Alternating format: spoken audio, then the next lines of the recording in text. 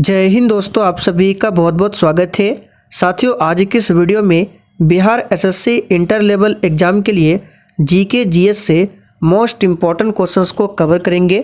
तो साथियों, अगर आप लोग इस एग्ज़ाम की तैयारी सही से कर रहे हैं तो आप लोग आज के इस 30 क्वेश्चन में से कम 25 क्वेश्चन सही करके दिखाइए।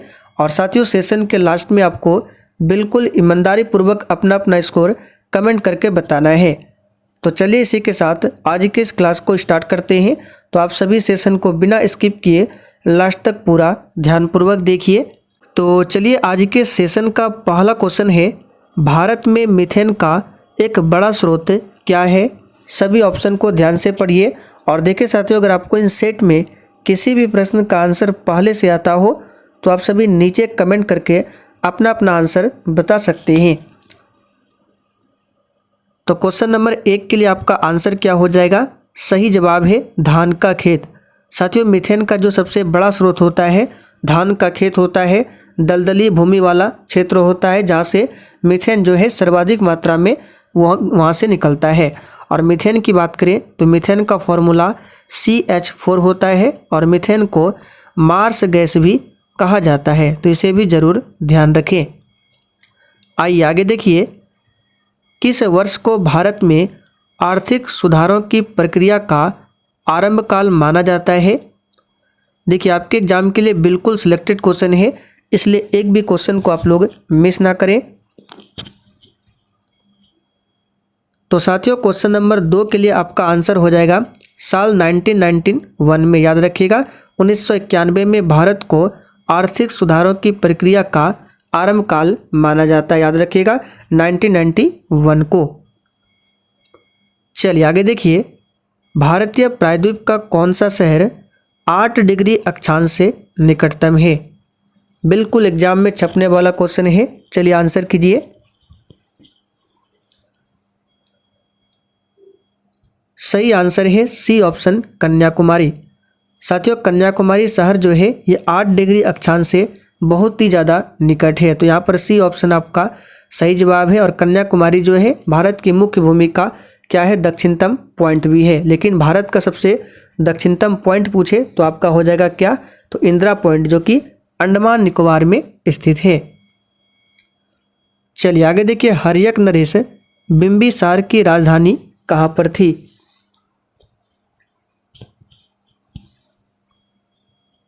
सही आंसर है सी ऑप्शन, राजगीर।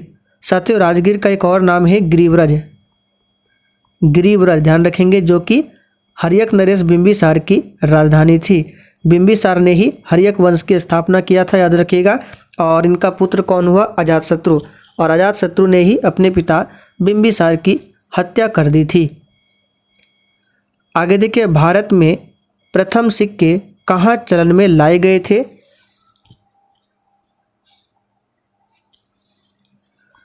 सही आंसर है बिहार व पूर्वी उत्तर प्रदेश में। ध्यान रखेंगे। और साथियों, ये जो सिक्का है बौद्ध ग्रंथों में इस सिक्के को क्या कहा गया है, तो ये भी पूछा जा सकता है। तो याद रखिएगा, यहाँ पे लिख देते हैं कारसापन। बौद्ध ग्रंथों में इस सिक्के को कहा गया है कारसापन।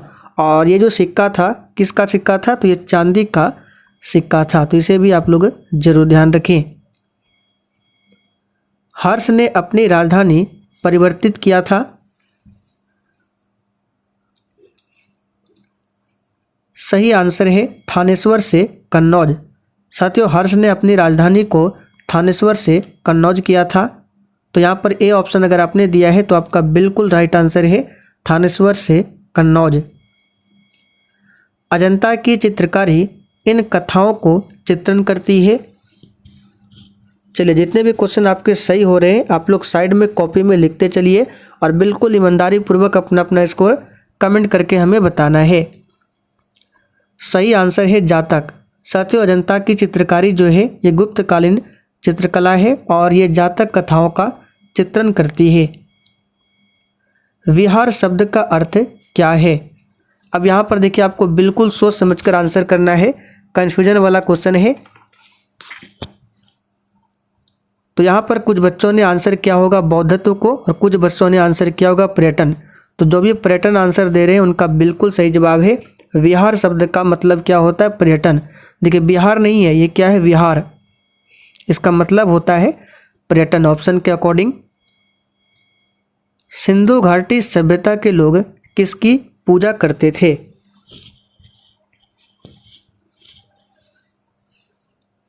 सही आंसर है पशुपति की।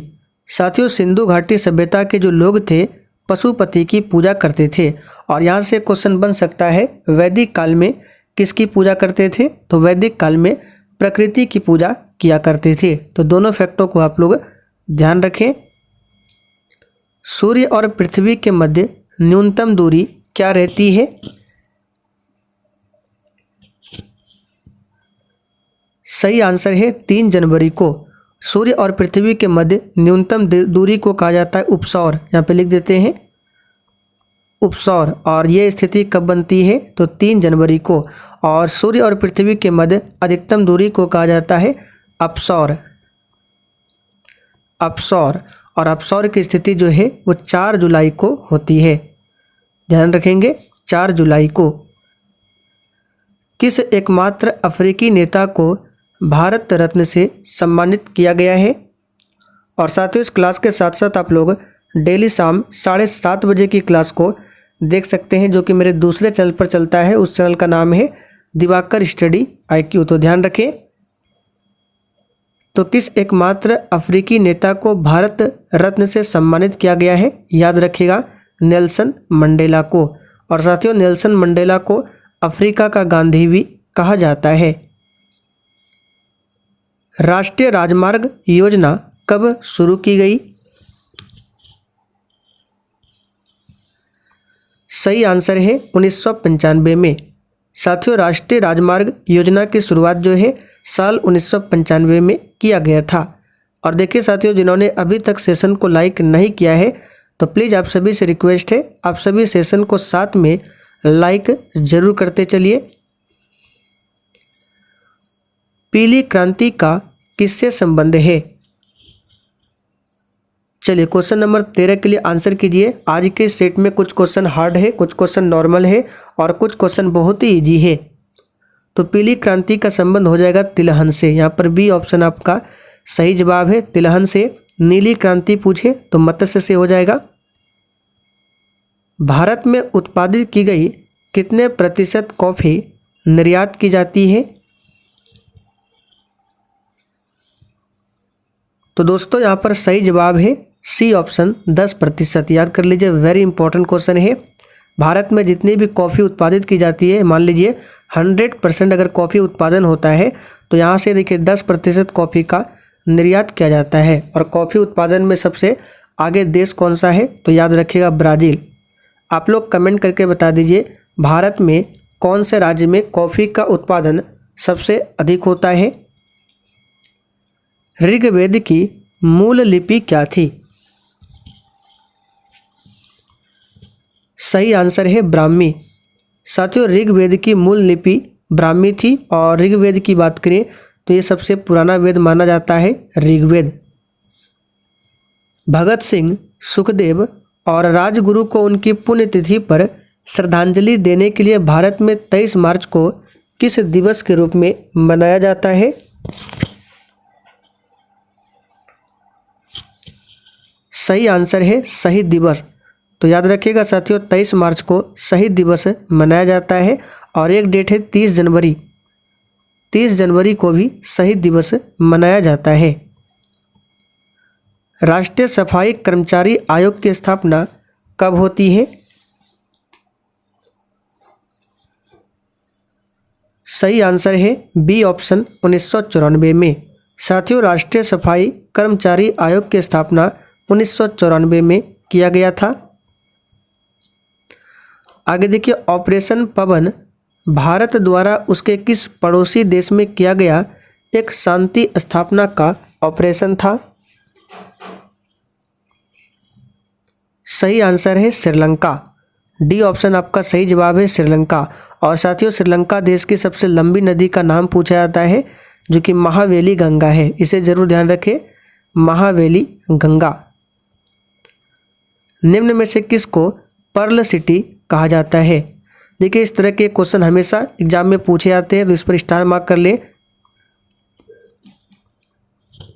तो पर्ल सिटी हो गया, पिंक सिटी हो गया। तो पिंक सिटी जयपुर को कहा जाता है और पर्ल सिटी हैदराबाद को कहा जाता है।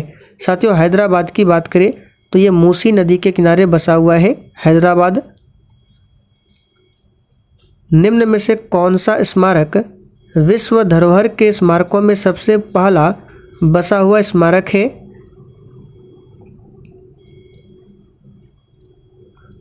सही आंसर है आगरा किला। तो यहाँ पर ए ऑप्शन जो ही बच्चे दिए हैं बिल्कुल सही जवाब है आगरा का किला। नेक्स्ट है, निम्न में से कौन सी फिल्म सत्यजीत रे द्वारा निर्देशित नहीं थी? चलिए ये क्वेश्चन भी एग्जाम के लिए काफ़ी ज़्यादा इम्पोर्टेंट रहेगा। सही आंसर है सलाम बॉम्बे। साथ ही ये जो फिल्म है सत्यजीत रे द्वारा निर्देशित नहीं थी। बाकी अपराजिता, चारुलता, पाथेर पंचाली ये सभी फिल्में जो है सत्यजीत रे द्वारा निर्देशित थी। जिम कॉर्बेट नेशनल पार्क कहाँ पर स्थित है?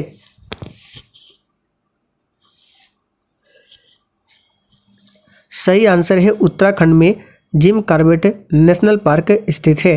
साथ ही उत्तराखंड को फूलों की घाटी भी कहा जाता है। एक पूछा जाता है मानस नेशनल पार्क जो कि असम राज्य में है और काजीरंगा भी असम में है।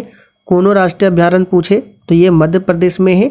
बुक्सा नेशनल पार्क पूछे तो पश्चिम बंगाल में है। आप लोग कमेंट करके बताइए पेरियार राष्ट्रीय अभ्यारण्य किस राज्य में है?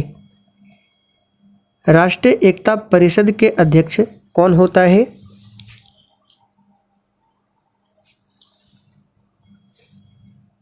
सही आंसर है बी ऑप्शन प्रधानमंत्री। साथियों राष्ट्रीय एकता परिषद के अध्यक्ष कौन होते हैं? प्रधानमंत्री। साथ ही ध्यान रखना है नीति आयोग जिसकी स्थापना 1 जनवरी 2015 को किया गया था, इसका भी अध्यक्ष कौन होता है? स्वयं प्रधानमंत्री। दिल्ली उच्च न्यायालय की पहली महिला न्यायाधीश कौन थी?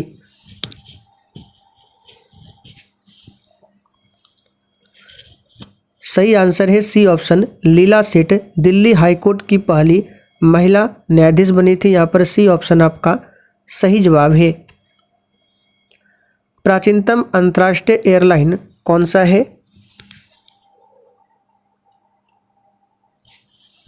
सही आंसर है डच के LM अंतर्राष्ट्रीय एयरलाइन, ये सबसे प्राचीनतम एयरलाइन है इन ऑप्शन में से।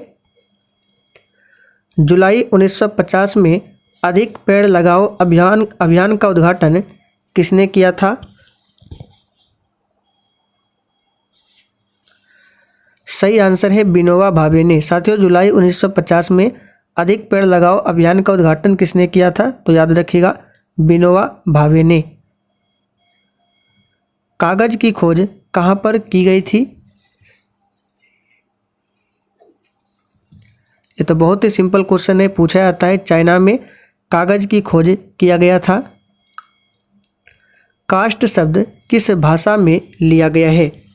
किस भाषा से लिया गया है? सही आंसर है पुर्तगाली भाषा से कास्ट शब्द को लिया गया है। और आपको याद होगा भारत आने वाला सबसे पहला पुर्तगाली कौन था? तो वास्को डी गामा, जो कि 1498 ईस्वी में भारत आया था। ध्यान रखेंगे। न्यूजीलैंड वासियों को किस और नाम से जाना जाता है?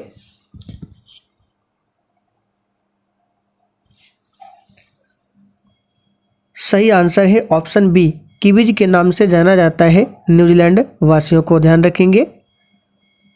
तंजानिया की राजधानी कहाँ पर है?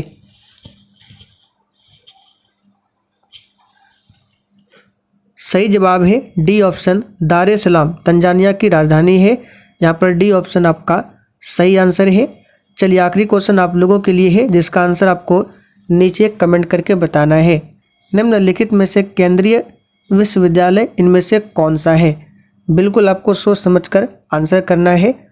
तो चलिए साथियों आज के लिए इतना ही। सेशन पसंद आया हो तो जाने से पहले सेशन को लाइक और शेयर ज़रूर करें।